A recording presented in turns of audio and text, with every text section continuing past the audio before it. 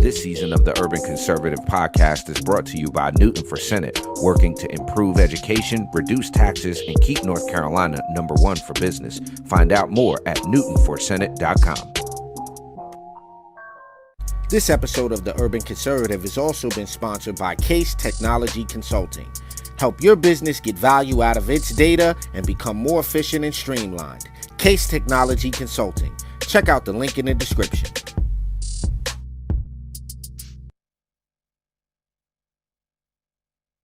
Episode of Top of the Morning is brought to you by Edward Jones financial advisor Kelly Harmon, providing you with well-researched guidance backed by Edward Jones' extensive team and technology that help you prepare for retirement, children's education, or other financial goals. Call 252-473-1006 or visit the link on the screen.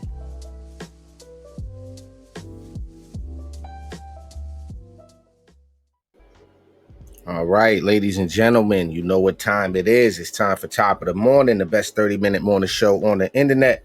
Of course, you're joined by the TUC twins. I'm Raheem Architect Soto, joined by my twin brother, Abdul Ali. Top of the morning, sir.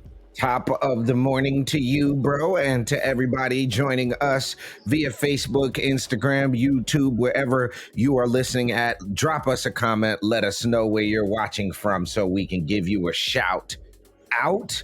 Hope everybody had a fantastic, wonderful, and amazing Father's Day weekend. I just saw a post earlier about Father's Day, bro.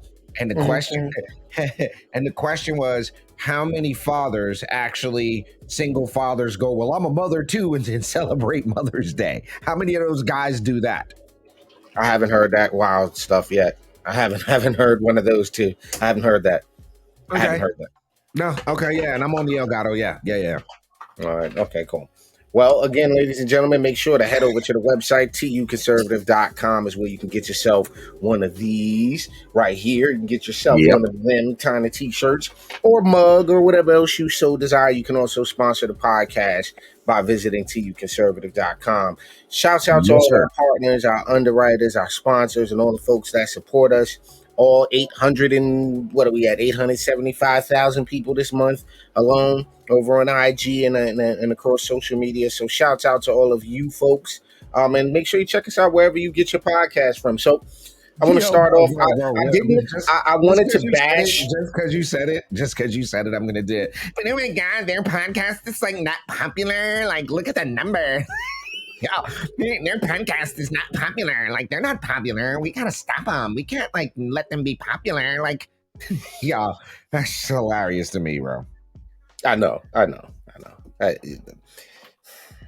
not even gonna give these salty folks the light anymore. I'm not even gonna address you. 195,000 people support what we're doing. So yeah, at least in the last 30 days they have. At least in the last 30 days, but we ain't doing our numbers. But anywho, mugshot for the day, ladies and gentlemen. Here we go. I know you're proud of this one.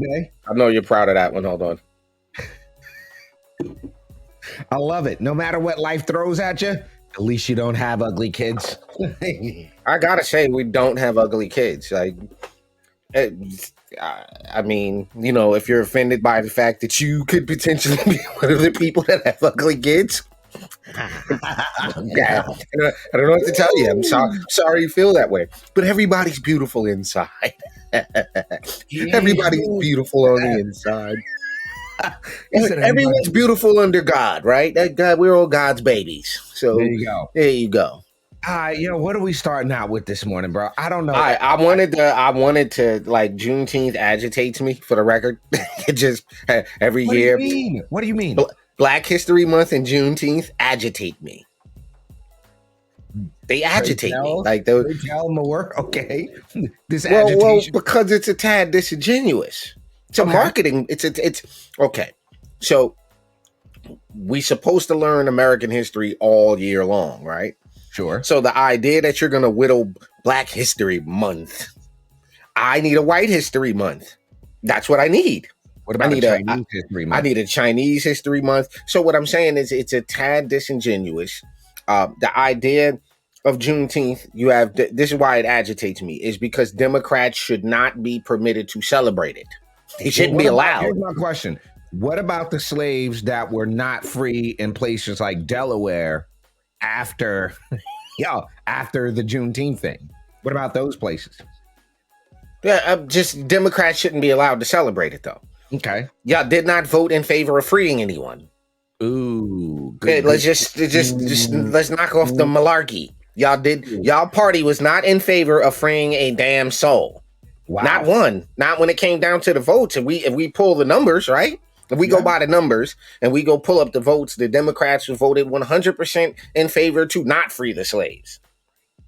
So I don't understand how y'all get to celebrate Juneteenth now. I don't understand that. To me, and to me only, it's a Republican holiday. It's an abolitionist holiday. It's not a Democrat slaveholder KKK holiday. That makes No, sense to me. no, that's That's fair. why that's why it agitates me, because then you get all this red, black, and green malarkey, and you get all this other hey, make the connection for me. I don't get it. I personally don't get it. I don't understand it. It's just annoying, but 21 people shot and killed, apparently, celebrating Juneteenth. At least one person was killed and Can you 22 believe that others that was a wounded. thing, hun? I didn't actually. Come on, Coco. I didn't actually think that was a thing. I could not. Are you serious? At least one person was killed and 22 others wounded in a shooting just after midnight Sunday at a large Juneteenth celebration in a small strip mall parking lot in Willowbrook, Illinois, southwest of Chicago. Deputies from the DuPage County Sheriff's Office heard gunfire around 12:30 a.m. and responded to an area where a large gathering of folks was happening, said Eric Swanson, the deputy chief of the sheriff's office, at a news conference on Here's my thing, Sunday. bro. Here's my thing. Right? I never understood this. Like MLK Day, Juneteenth. Like, why is that an impetus to go to the club? Like, why is this an impetus to have a party? Like, yo, like That's what I don't know, but that's why I said it's annoying. You find people in the club and they like, yo, we going to the party. I'm like, that's not what this is about. But it kind of is.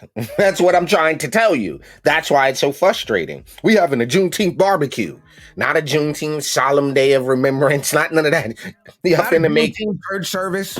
Like, no. Well, I mean, some people probably have church services, but not the wide thing is what you see, what you're hearing. It's like we're gonna get together and we're gonna send like pseudo riot over Juneteenth. I don't even understand in 2023 how y'all can have a Juneteenth celebration and then say that America's inherently racist and celebrate the freeing of the slave. Like it's a mental issue. Hold on. Hold up. Hold up. Wait. Hold on. How can you celebrate Juneteenth today and then tomorrow you go, well, because America's a racist country? Where you can celebrate the freeing of slaves. I'm confused. Yo, my head hurts now. Hold on.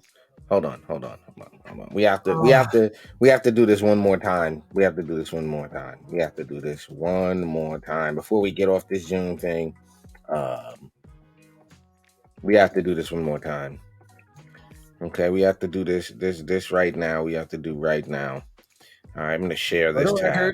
For the record, what my brother just said, and yo, I'm not saying they took this from us. I'm not saying this was our secret knowledge, bro. But yo, all of a sudden, since we've been running around talking about this Kaser suit and Anthony Johnson, and I gotta correct Brandon Tatum on something, because the guy from Brexit said, who was the first legal slave owner in the United States, and then he went to the Kaser suit, and I was like, yeah, bro. You clearly are not understanding that there was no United States when the Kaser suit happened. I'm gonna stay out of this one because I was always told, and not got nothing nice to say. Saying, I heard Brandon Tatum say, the first legal slave owner in the United States was a black man, and I'm like, yeah, bro, there was no United States in the 1600s. Well, all I wanted to highlight here was this right here. I wanted to highlight, though the Kaser suit was the first person who was declared a slave in a civil case, there were both black and white indentured servants sentenced to lifetime servitude before him. So this idea that somehow black people own slavery is ridiculous. It's just absolutely ridiculous. It's stupid. Yo, and I have to agree with Brother Frank's point here because this is equally stupid. Yeah, How but you many would times think has it's been less putting on July likely. 4th? Hold on, Ali, but it should be you if it should be less likely. I don't disagree with Brother Frank. I don't disagree with him all at all. Not even a little bit. He's absolutely 1,000,000% correct. Comma, however, yo, Oh, buddy. can't we get a day of like Juneteenth isn't the celebration of war. Yeah, I don't even know why you brought the guns to the Juneteenth party. Why did you bring? I don't even want to say it makes sense on the 4th of July because it don't make sense. It doesn't. But I can see yo, shouts out to the real Brian Glaze Gibbs on the check-in. Make sure to head over to his YouTube channel and check him out. But I don't disagree with you, Brother Frank. You're right. You're absolutely 100,000,000% correct on that. But I'm just saying, why would you bring the guns to the Juneteenth party is my question. For what? It's supposed to be a day of peace and all this other stuff. So what are you bringing the guns for?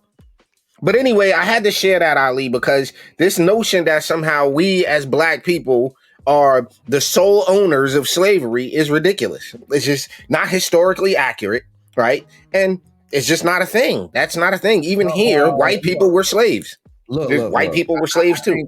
I think for us, bro, coming from where we come from and having gone through what we went through to kind of come to this political understanding, before we jump off of this topic, one of the biggest things we had to do was disassociate ourselves from the emotional feeling that came along with the push of slavery, with that whole mentality. Like the idea that I'm gonna be mad about something. And who was it I just saw? I was just somewhere and the guy was like, we could talk about slavery because we lived it. And I'm like, my dude, you look like you like 55, 60. You didn't live through slavery. Look, you didn't live through that. So this whole idea that because our ancestors directly experienced something, we by virtue of that now experience that thing. Let me shoot this at you. Because it's in our genetic memory. So then if your uncle or your grandparent or somebody was a pedophile, that's in your genetic memory too, sir? I'm just asking. Because if it worked for one thing, it got to work for the other thing. If it worked like that, it just worked like that. Yeah, the majority of slaves, yes, there was other slaves. That's American history. Yeah, the majority of slaves here, though, that's the whole thing. And again, not to get off on this, bro. The biggest thing is to not the antebellum slave trade, the Southern slave trade did not exist in a vacuum. And one thing that I point out to people right now is Black people are enslaved right now, not here, not in this country. But if you go to Africa right now, you go to the Middle East right now, they're sex trading them, they're human trafficking them, and they're in slavery right now. What China is doing to some of these African nations is tantamount to slavery. But ladies and gentlemen, at the 15-minute mark, you are checking out top. Hold on. We got to stop this. Oh, he just slid me right off. He just slid me right off the thing. Let's just pop this up here because then we can go to commercial after this. Can you read this, please? Come on, get this out of here. Yeah, I need that out of here. Hold on. Let me get my screen out of the way. Myth: slavery is a product of capitalism. Fact: slavery is older than the first human records. Myth: slavery is a product of Western civilization. Slavery is virtually a universal institution. Myth: slavery is non-Western world was a mild, benign, and non-economic institution. Fact: slaves were always subject to torture, sexual exploitation, and arbitrary death. Myth: slavery was economically backward and inefficient institution. Fact: many of the most progressive societies in the world had slaves. Another myth: slavery was based on race. Not until pow, bing, bop. I just had to throw it up there because it's the facts, and then there's this stuff that people been taught and then repeat so many times and made part of the fiber of their being. Like the idea that until the 15th century was slavery associated primarily with people of African descent. New World slave trade exclusively from West Africa. Half of all New World slaves came from Central Africa. Europeans physically enslaved Africans or hired mercenaries who captured people for export, or that African rulers were Holocaust abettors who themselves to blame for the slave trade. The fact is that Europeans did engage in some slave trading. The majority slave raiding. Slave rating. The majority of people who were transported to the Americas were enslaved by Africans in Africa. Many slaves were captured with nets. There's no evidence that, like the Roots joints, we threw the net on them. Yeah. Go ahead, keep going. Let's just finish this up. There's no evidence that slaves were captured with nets. War was the most important source of enslavement. Mainly African tribes fighting other African tribes. Kidnapping was the usual means of enslavement was a myth. No, war was the most important cause of enslavement. It would be incorrect to reduce all of these wars to slave raids. Myth. The Middle Passage stripped enslaved Africans of their cultural heritage and transformed them into docile, passive figures who wholly receptive to the cultural inputs of their masters. Fact. Slaves engaged in at least 250 shipboard rebellions. Slavery in the Americas. Most slaves were imported into what is now the United States. That is a myth. That's a myth. 90% of slaves from Africa were imported into the Caribbean and South America. Myth. Slavery played a marginal role in the history of America. Fact. Slave labor made it profitable to mine for precious metal and to harvest sugar, indigo, and tobacco. Slaves taught whites how to raise such crops as rice and indigo. Myth. Europeans arrived in the New World in far larger number than did Africans. Fact. Before 1820, the number of Africans outstripped the combined total of European immigrants by a ratio of 3 to 4 or 5 to 1. Another myth. The first slaves arrived in what is now the United States in 1619. Fact. Slaves arrived in Spanish Florida at least a century before 1619, and recently uncovered census shows that blacks were present in Virginia before 1619. And we just talked about that. The slave trade permanently broke slaves' bonds with Africa. The fact is, slaves were able to draw upon their African cultural background and experiences and use them as a basis for life in the New World. Myth. Plantation life with its harsh labor, unstable families, and high mortality made it difficult for Africans to construct social ties. Fact. African nations persisted in America well into the 18th century and even into the 19th. Myth. Masters assigned names to slaves or slaves imitated masters' system of naming. Fact. Slaves were rarely named for owners. Naming patterns appear to have reflected African practices such as the custom of giving children day names after the day they were born, and namesaking, such as naming children after grandparents. Okay, that's fair. Slaveholders sought to deculturate slaves by forbidding African names and languages, obliterating African culture. Fact. While deculturation was a part of the project of slavery, African music, dance, decoration, design, cuisine, and religion exerted a profound ongoing influence on American culture. Fact. Slaves adapted religious rites and perpetuated a rich tradition of folklore.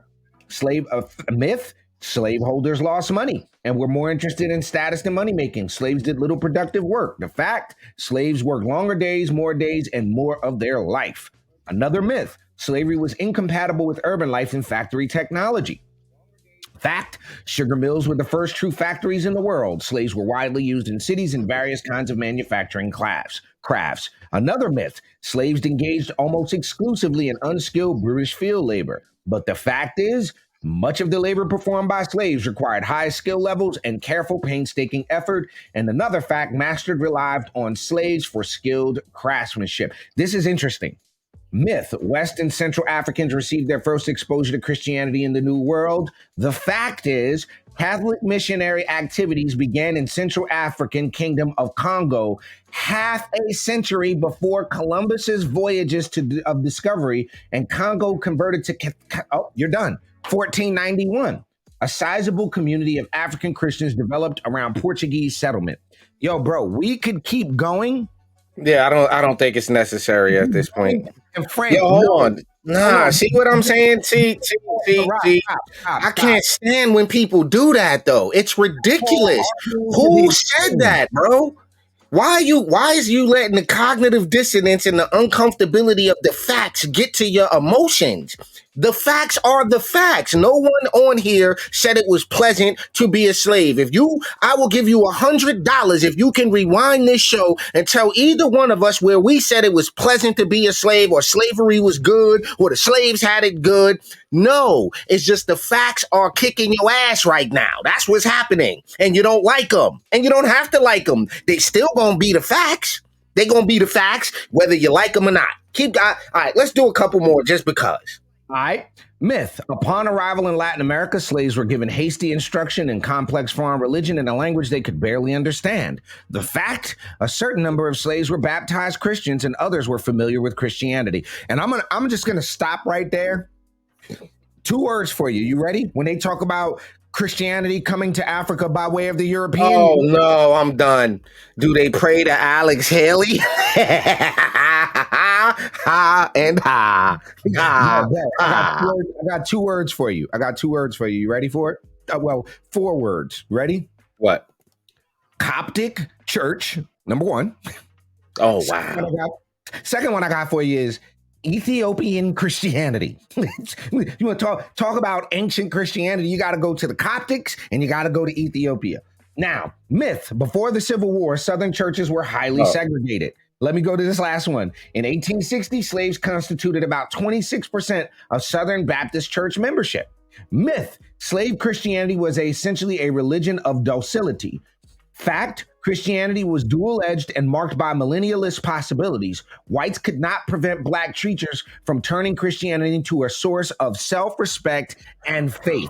You're done, bud. Hold on. Christianity came from Africa. Bro, you are totally incorrect. You're so wrong. It's not even funny how wrong that is. Yo. Rah. The argument could be made. Now, this is a field of study that I thoroughly, the work we put in. We can't, we wait for these conversations. We're not going to do it now, but go ahead. Go for it. No. Do it. Just a little bit. We got 5 seconds. Go. All right. All I'm going to do is point you, where were the first people called Christians? That's all I'm going to say. If the first instance of people being called Christian is not in Africa, you're done. Does anybody know where the first group of people were called Christians and who that? All I'm going to say is soteriology. That's all I'm going to say. Yeah. That's all I got to say. And obviously, clearly, respectfully, he doesn't know what that is. He doesn't. He's going to Google it right now, then act like he knew, which is what people do. I'm going to Google it, look it up real quick, and then go, I knew what that was. No, you don't. You don't know what that is because you wouldn't have made that statement. If you knew what soteriology was, you wouldn't have said Christianity came from Africa. You wouldn't have said that. If you knew what the Serapis cult was, you wouldn't say that. You wouldn't say that. There's no way. All right, ladies and gentlemen, we're going to take a break. We're going to come back. We got some more stuff for top of the morning. We spent way too much time on this, bro. We didn't get to the other stuff. All right, we're going to cover this Maryland mayor next. We're going to take a quick 30-second break. We'll be right back. Top of the morning. Don't go nowhere. Just because you're black doesn't mean you have to vote Democrat. This year, in order to see benefits for our communities, we need to vote outside the box. Find out more by visiting us at tuconservative.com. All right, ladies and gentlemen, we are back on Top of the Morning, best 30-minute morning show on the interwebs. You're joined by the TUC twins. I'm Raheem Architect Soto, joined by that guy up there, Abdul Ali, and the Maryland mayor, man. This guy. Stop. We got that wrong. It's the governor. The governor? No, it's the mayor. I thought it was the mayor. No, bruh. That is the entire whole live governor, bruh. Why did I say mayor? Okay, we got to reword this. This was mayor, but there he goes right there. That's the governor. Yo, I got to tell you something, son. Dudes like him weird me out, bro. Like that, the entire no hair except for your eyebrows on your face, bro. That weirds me out. Bro, chill. He could have alopecia, man. You don't care. It still weirds me out. You can have. Is that alopecia? Is that what they call it? Alopecia. He can have Jada Pinkett. He can have Jada Pinkett. Yeah.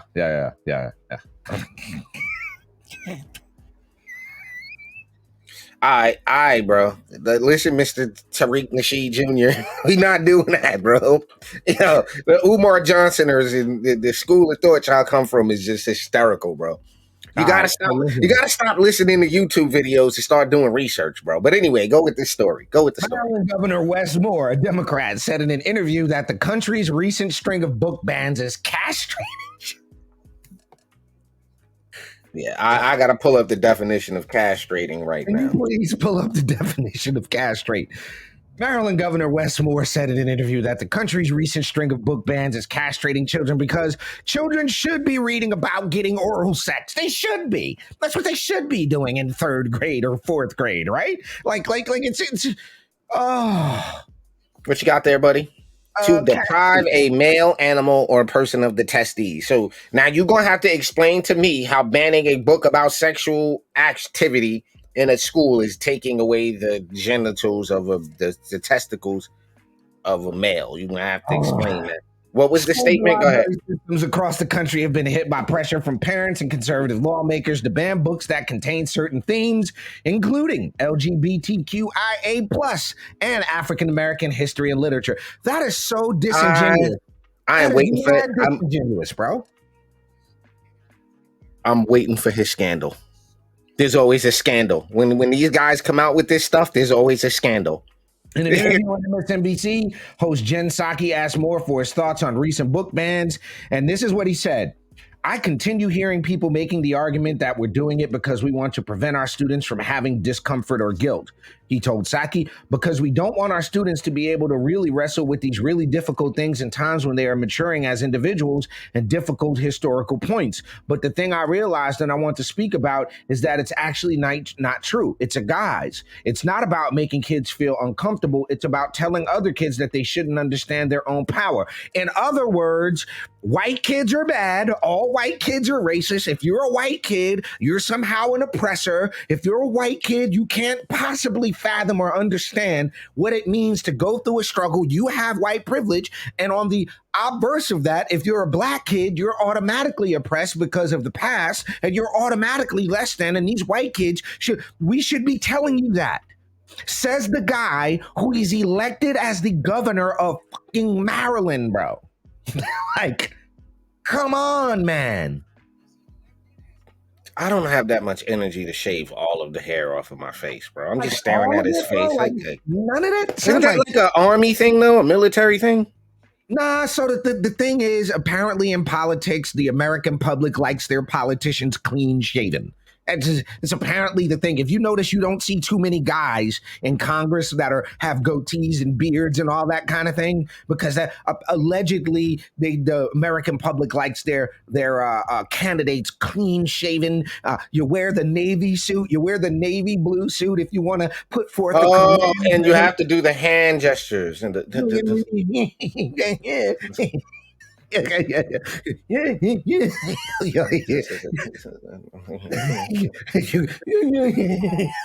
right, give me. I'm gonna make you full screen. Give me your best politic hands for 10 seconds. Ready? Seriously, jargony politics hands in 5, 4, 3, 2. And we, as a people, need to do our best to continue to work together to bring forth the work that we've been doing in such a way that allows us to complete the mission, which is to work towards our betterment. And you gave him the pinchy fingers. I was going to see if you did it. I was going to see if there was a pinchy finger. And this you got to give him the... So listen, this guy's a jackass. You could be a governor and a jackass. You know that, right? You can't say that because he's black and it's Juneteenth. You can't say that. Bro's a jackass. You can't say that. Listen. Keeping age inappropriate material out of classrooms is not castrating anyone. It's actually bro. But you know what though? You know what it is? Is he a Democrat? Mm-hmm. Okay. Definitely, every bit of one. There's something called special interest, right? And as much as we're involved in politics and as involved as we are, we refuse to be forced to do anything because of special interest on either side of the aisle, on either side of an issue, right? Mm-hmm. Money, campaign money, the idea of re-election, political pressure, these things are really real. The Yep. the phone calls that we get, the things that we sometimes, I can more say you get, because they don't even bother me anymore. They be like, he's not with it, right? He's just, don't even call Raheem with the nonsense, right? But you've gotten those phone calls. Hey, we want you to sit down, and we're thinking that you should, and if you come on board with this agenda, and we'll be able to. You're like, no. So absolutely not. I think there's a big. These folks can't actually believe this, right? He can't actually believe this nonsense that putting this. He actually does. He actually can. The problem with this is the suggestion is that by taking LGBTQ materials out of the classroom, we're not equipping our children. Here's my thing. If you go to any given state that's a Democrat-ran state, just go to and pick one. Just use any Democrat-ran state. Let's look at the reading and math scores. You want to give these kids books about just graphic sexual stuff, but they could barely read. All right, hold on. See, this is what I'm saying. This is how he has the special interest is on pause. No pun intended, but they on his ass. Right. Human Rights Campaign congratulates Westmore as he makes history as the first Black governor of Maryland, right? Today, now, if you go back and you look at who the Human Rights Campaign is, read this. It's a new day in Maryland as Westmore stands poised to become the state's first Black governor. It shouldn't have taken this long for this barrier to fall, but the day has arrived and we celebrate it. We also celebrate the onset of an administration that will... Not looking. Embrace the LGTB, let's get beers, tacos, and quesadillas equality. That one will ensure the extremist rhetoric and legislation that has been seen in other states can't gain a foothold in Maryland. The Let's Get Beers, Tacos, and Quesadillas Plus voters are among the fastest growing voting blocs in the country as Governor Westmore will protect our rights and freedoms. Hold on, son. Hold on. I can't. Yo, son. I just went to the HR Human Rights Campaign website, and the first daggone thing that pops up is that. Lick my cone, baby. Lick my cone, baby. Yeah. Happy Pride. Stick your tongue out. Let's do some softcore porn on our website. Yo, let me ask you a question. 100% of your purchase fuels. Why does the ice cream got to be brown? Come on, y'all. Come on. Fuels the fight for lesbian, gay, bisexual, transgender, and queer equality. What are they not equal to? I don't understand. I'm never going to understand. You're never going to understand. I don't understand it. There's never going to be while we're talking on this, the thing that pisses me off is you go like this, right? You look at that guy right there. Yeah, exactly. Yo, look, Brother Frank asks, do they actually say white people are bad and black people are good? Now that's crazy. Yeah, I don't think that's exactly what they're teaching. That you are. What's interesting is that they want to perpetuate the idea of victimhood onto black children. They don't want to teach black children that, like we learned growing up, slavery happened, then it stopped. That's what we learned. Slavery happened in America. Then there was a war, and then it stopped. Then there was Reconstruction. Then there was the Civil Rights Movement. What's wrong with that? What's the problem with that? Where are we running into an issue? What's wrong with saying your skin color has nothing to do with your ability to succeed in this country? Well, if you take that away, that what happens is that some of these people have their identities caught up in this. Their whole identity's caught up in the fact that, I can't make it as a black man in this country because of what happened. And that's their excuse for not being shit.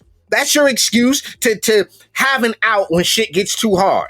And you have to pull yourself up by your bootstraps. When it gets too hard, you can rely back on the victimization. So when you take that away, now you're just a lazy fuck. That's just what happens. I was sitting there going, okay, so you mean to tell me at some point, as we were building our company and getting to the point of having a successful and viable business like we have now, and through every iteration of that, at some point we could have tapped out and been like, yo, man, we just can't do it because the white man, we could have did that and people would have bought that. No, we could have did that, but something in us would not allow us to do that, Ali. The fact that no matter what we had to struggle through to get to the point where we have a viable company that takes care of our day to day, right? Whether there's 20 million people watching us or 7, our company's our company, and the numbers are the numbers, right? We could have tapped out. We could have tapped out when people get in the comment section and say, oh, whatever they say, right? Listen, we respect everybody's. We respect the fact that people have their point of view. Like, that's just what we do. Right. Comma, however, there's no room for victimization. There's no reason to teach any child that they don't have an opportunity to do great things in this country. There's no reason to promote that ideology. There's no reason to put overt sexualization and I can't even say it because we on YouTube, but there's no reason to put that stuff into textbooks in the schools. It's indecent. Okay, it's indecent. So if you're promoting, we're not saying if you're in the LGBT community that's something wrong with you. That's not what we're saying. We're not even saying that LGBTQ plus writers, authors, educators.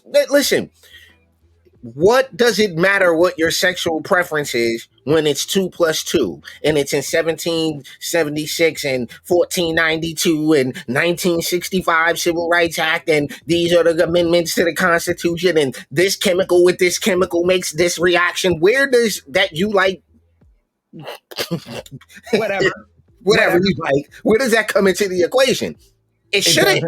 It shouldn't. And that's the argument. So anybody on the other side of that argument has to make a rational one. And it's irrational to suggest that not allowing overt sexual content into our school libraries is somehow disenfranchising Black children. It's ridiculous, it's stupid, and it's asinine.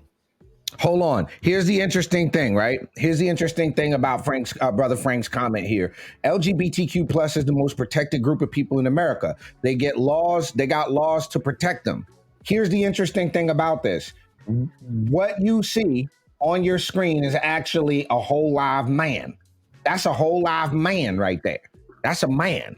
That's a he. That's a him. That's a twig and berries. That's a franken beans. That's a apple with some seeds right there, bro.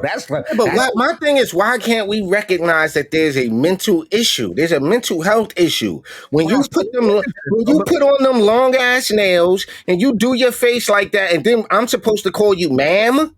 No, I'm not. So listen, these transgender advocates have been taking the identity of women piece by piece, which is a fact, and now they're trying to wrap the cause in the identity of Black Americans who were slaves in the 1800s. They're calling it the Rainbow Underground Railroad. Bob McCraney, a real estate broker in Dallas, Texas, is offering help to transgender advocates to flee from states like Texas, where legislators have adopted popular laws to protect kids from transgenderism. We're trying to get people out quietly and get them someplace where they feel safer. Yo, here's the thing. Leave the goddamn kids out of it. Leave the kids alone. Yo, if you're an 18, 19, 20-year-old and you want to chop off your twig and berries, sir, if you're an 18, 19, 20-year-old woman and you want to hack off your mammary glands, ma'am, by all means. But why involve the kids? Why? Did you see the shirt? Black Trans Lives Matter. The Black Underground Railroad. I don't have a choice how I was born. You don't have a choice that you were born with you melanin in your skin that reacts and absorbs the old. You don't have a choice. What you do have a choice about is what you shove in your bum, though. You do have a choice about that.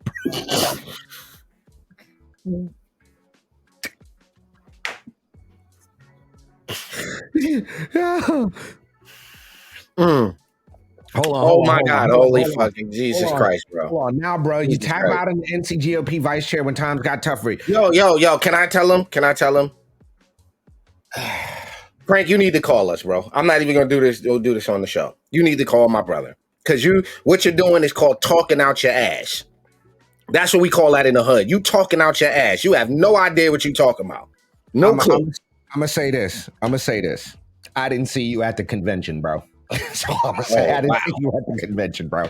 Like I hear all that, but I didn't see you at the convention. And the fact of the matter is this. Now I didn't get.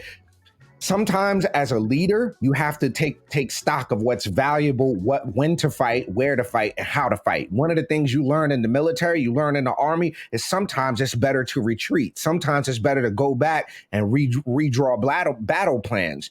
In the particular case of me backing out, I could have fought for the seat, but for what, Frank? Like, to do what?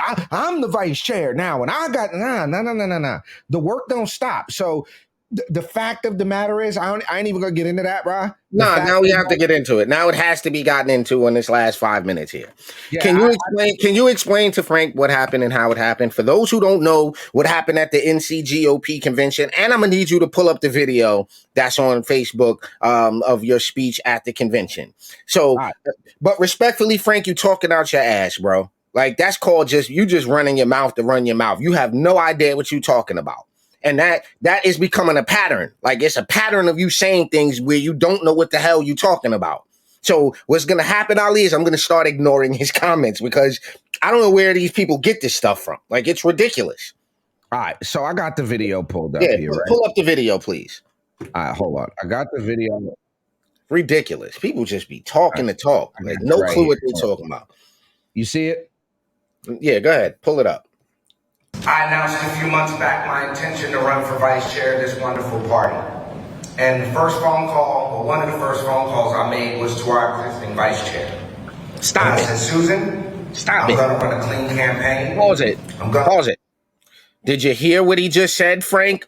When he decided to run, I was the first phone call. I'm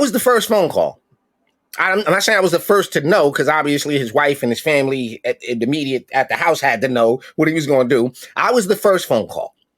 Susan Mills was probably the second or third phone call, the current vice chair. Hey, Susan, respectfully, go ahead, play it. Because we got to go point for point. On the merit to why I believe I should have this seat, but I was to our existing vice chair. And I said, Susan, I'm going to run a clean campaign. I'm going to run on the merit to why I believe I should have this seat, but I'm not going to run against you. I'm running for a seat. Stop it. Now, do you understand what that means, Brother Frank? I'm not running against you. I'm running for a seat. See, you have this anti-white bias thing going on, where it's the white system. Clearly, you have this going on, but we don't. We don't. And that when you say we're not the same because we don't hate white people or have this animus against white people or the American system, we are different in that respect. So keep going. Folks, it's been a rough couple of months. This party, as we just saw yesterday, we went through a whole lot. We didn't get to some things. Now, if you were at the convention, or if you were like me and traveled the entire state of North Carolina, almost all 100 counties, if you knew what I knew about this county convention cycle for the North Carolina Republican Party, it was rough across the state. There was a lot of things that went bad across the state, and the state convention, unfortunately, due to the failure of the app, due to the timing issues, the time constraints and things like that, we did not get to a vice chair's race. We did not even get to the point of nomination speeches or anything like that. Things we wanted to get to. But I tell you why I did this and why all of us, I have this first principle agreement with everybody in this room, because I believe. Stop. What is the first principle agreement that you had with everybody in the room? Because Frank seems to know everything, damn thing. Please go.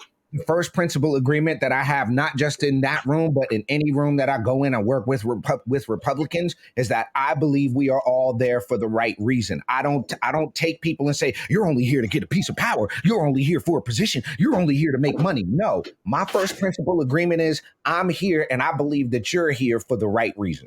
That the Republican Party is the only thing standing between the utter destruction of this country and saving it. I don't drive around, Susan doesn't drive around, you all don't spend your money because you don't believe in what we're doing here. In the spirit of that, and because I don't think we need any more divisiveness. Pause it. That's why he did. Can you understand when to retreat and say, hey, we need another plan. This is going to cause more harm than good. Go. Hold on. Let me get back to it. You don't need to be separate. Hold on, bro. Hold on.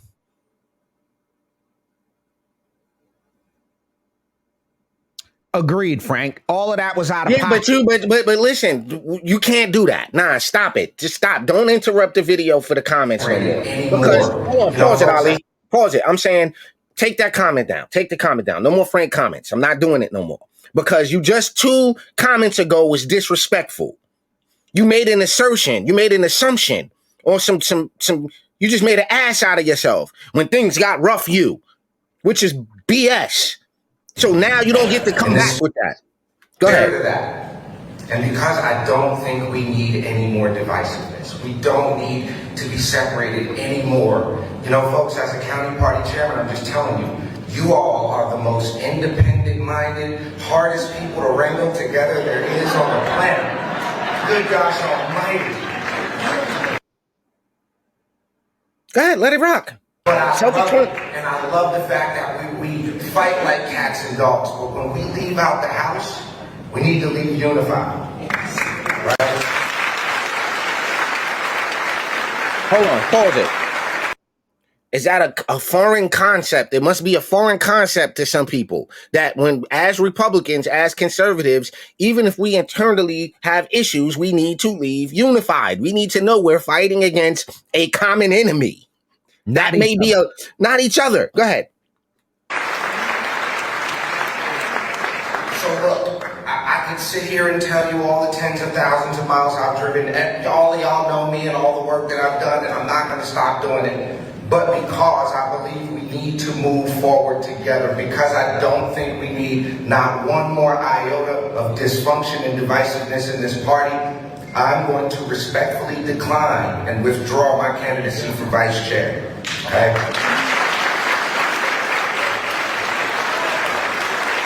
Look at the evil white peoples, give them a standing ovation. Look, hold on, pause it. Look at all the evil slave owners. Look at all of the descendants of the slave owners. Come on, really?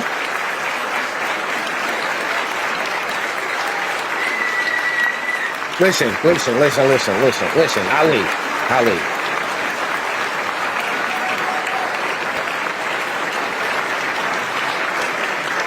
Now, can you explain what you doing that just did for the party? Not in your words, though, but from the people around the state that those phone calls that you've gotten, and we're going to end here. All right. Fact of the matter is, we stopped the fight before it even started. Okay? It's like putting 2 siblings that are about to fight, pulling them apart before they even start fighting. The fact of the matter is, we don't have the time. The Democrats aren't taking no days off. They not over there fighting over who's the vice chair and the second vice chair. And I want to be the chair and I'm going to be and I want to be the chair. And I get that. They're not doing that over there. What they're doing is they're pushing their radical. And for the record, when they doxed your family, you didn't quit. When they lied about you and said you were a felon, you didn't quit. I didn't. When they said he can't be a conservative because of a Muslim name, you didn't quit. So I don't know where this brother is getting this nonsensical idea that when things got rough, you quit. It's bullshit. And you're talking out your ass. Now we can end the show. All right. And Roger asked a question. What's next for me? Same thing I've been doing the last 4 or 5 years, bro. I got events coming up in Wilson. We got events coming up in New Hanover. We got events coming up all across the state where we're not going to Republican groups. We're going out to meet people where they are. We have a Charlotte Black Political Power Conference coming up. We've got Frederick Douglass Foundation events coming up in 2 years. We got events in Rocky Mount coming up, North Carolina. And then as a company, we got things going on here in New York as well. So we're going to be moving around. Nothing stops with what we're doing. We're going to keep promoting conservative values and our policy ideas to urban communities across the country. That's what we're going to do here at the Urban Conservative. And the train don't stop. And like he said, 2 years ain't that far away. So ladies and gentlemen, you've been listening to or watching Top of the Morning, best 30-minute morning show on the internet. Make sure you're back here tomorrow morning around 9:30ish. The Top of the Morning. Make sure you enjoy the rest of your day and, be easy out there, folks. Peace and love. Have a good one, y'all. Peace. Just because you're black doesn't mean you have to vote Democrat. This year, in order to see benefits for our communities, we need to vote outside the box. Find out more by visiting us at tuconservative.com.